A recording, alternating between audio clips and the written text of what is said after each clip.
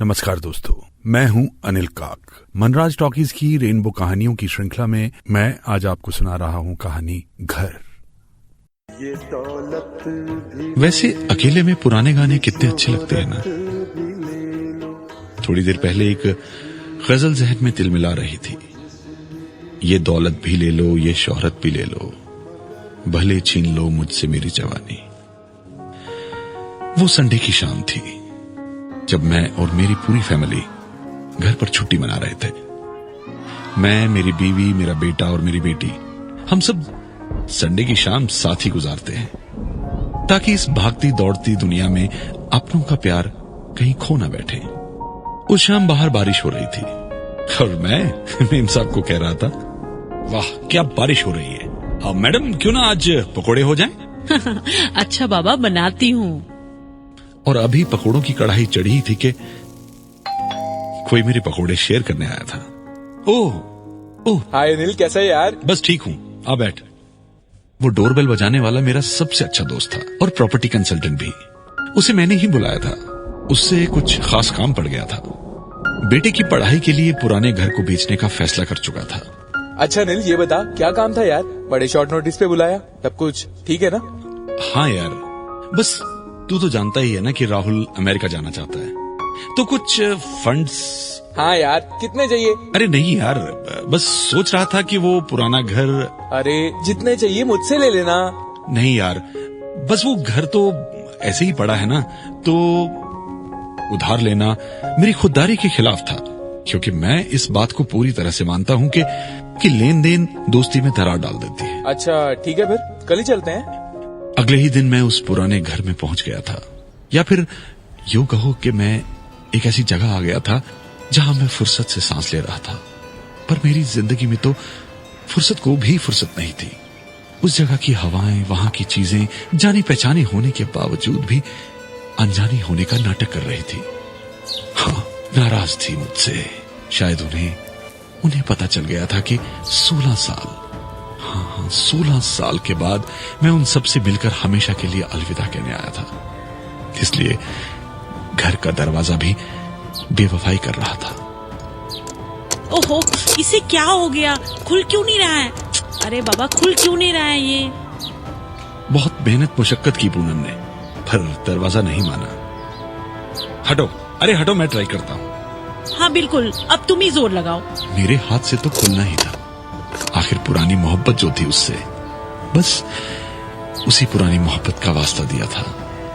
6 साल तक उसकी बाहें पकड़ झूला करता था।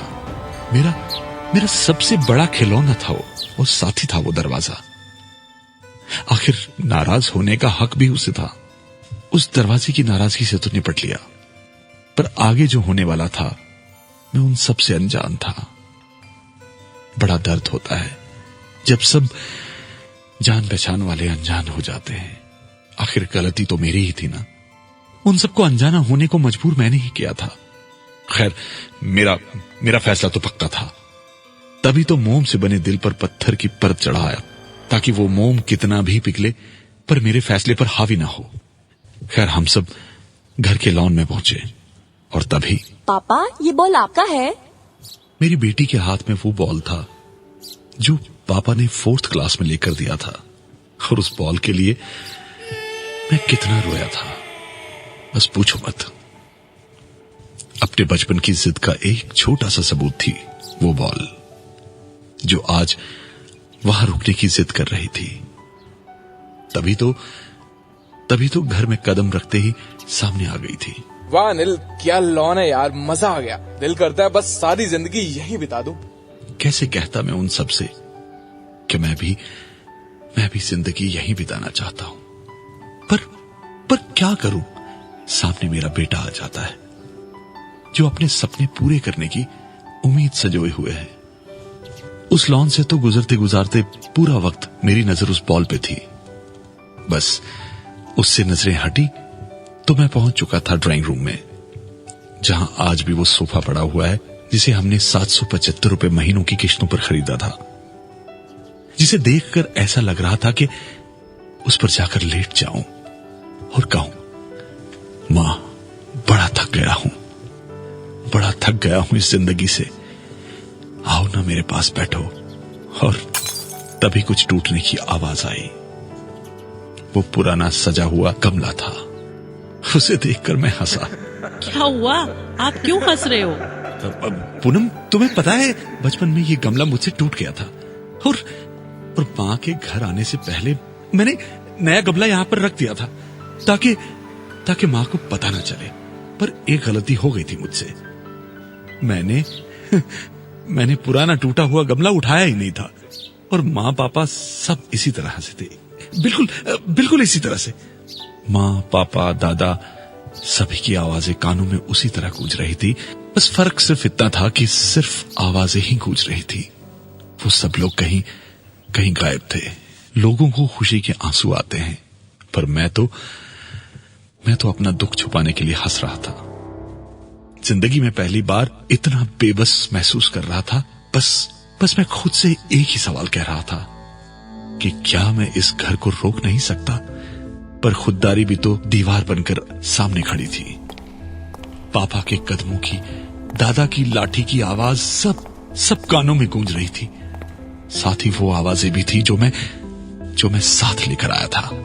पापा ऊपर क्या है? ऊपर वो जगह थी जहां जाने को मैं कब से बेताब था। हाँ, बिल्कुल मेरा खुद का कमरा। अरे चल भाई, दिखाना ऊपर क्या है। मैं भी अपने बचपन की तरफ तेजी से बढ़ा। बस मैं तो अपना आपा ही खो बैठा था। उस 10 बाय 10 के कमरे में मुझे इतना सुकून मिला जो उस 1800 स्क्वायर फीट के फ्लैट में कितने सालों से नहीं मिला था। मैं उस पल बहुत खुश था।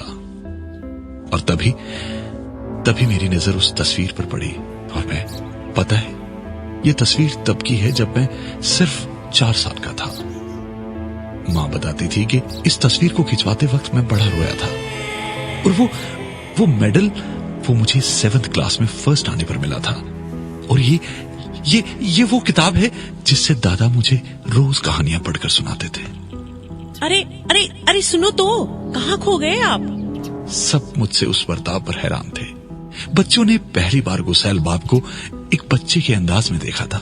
वैसे सच कहूं, वो 2 मिनट का सपना बहुत अच्छा लग रहा था। उस कमरे में मेरी उस हालत को देखकर सबसे ज्यादा हैरान मेरा बेटा था, जिसकी आंखों में उसके पिता की यादें छिनने का गम था। पर मैंने सब कुछ संभाला और बाकी का घर दिखाने लगा। वो पल उस घर में आखिरी थे। मैं सब कुछ जी भर के देखना चाहता था, पर मैं भूल गया था कि अगर उन चीजों को मैं जिंदगी भर टकटकी लगाकर भी देखता, तब भी मेरा जी नहीं भरता। मैं बस उन सब से अलविदा कह रहा था और मन ही मन दोबारा मिलने का झूठा वादा कर रहा था। वाह दोस्त, ये घर तो काफी शानदार है। क्या सच में तू इसे बेचना चाहता है? अरे यार, तू मुझसे ले ले पैसे। मेरी इस घर से जुड़ी एक एक याद को मेरा दोस्त भी समझ गया था। एक पल तो मन किया कि उसकी बात मान लूं और चुका दूंगा धीरे धीरे पैसे, पर सोचा नहीं, सालों पुरानी दोस्ती में दरार पड़ सकती है। बस धीरे धीरे मैं उन सबको देखता हुआ बाहर आ गया। मेरा बेटा मुझे ही देख रहा था और दूसरी तरफ, ओहो, तुम ही जोर लगाओ। फिर से वो पुराना यार मिलना चाहता था मुझसे। जी हाँ, दरवाजा। आखिरी बार उसकी बाहें पकड़ रहा था। सोचा एक बार झूल लूं उसके साथ, पर नहीं, कहीं मोहब्बत और गहरी ना हो जाए।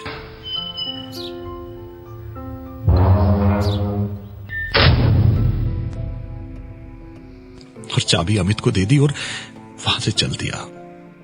उस रात मैं सो नहीं पाया और मेरा बेटा मुझे दरवाजे के पास खड़ा मिला और मुझे देख रहा था। और आज 5 साल हो चुके हैं। मेरा बेटा हफ्ते पहले ही अमेरिका से आया है और आज हम जा रहे हैं कहां? अरे वहीं पुराने घर। अपने पिता की यादों को साथ ले गया था मेरा बेटा और वापस आकर लौटा दी पुराने घर के रूप में। आप चलेंगे? दोस्तों, अगर आपने मनराज टॉकीज के चैनल को सब्सक्राइब नहीं किया है तो आज ही करें, क्योंकि हम आपके लिए बहुत अच्छी इमोशनल, रोमांटिक और अलग अलग रंगों की कहानियां आप तक प्रस्तुत करेंगे। ना सिर्फ कहानियां, बल्कि आप तक हम पहुंचाएंगे ड्रामास, वो कहानियां जिनमें आपको ड्रामा भी मिलेगा। तो सब्सक्राइब कीजिए मनराज टॉकीज को और साथ में बेल आइकन को दबाना ना भूलिएगा।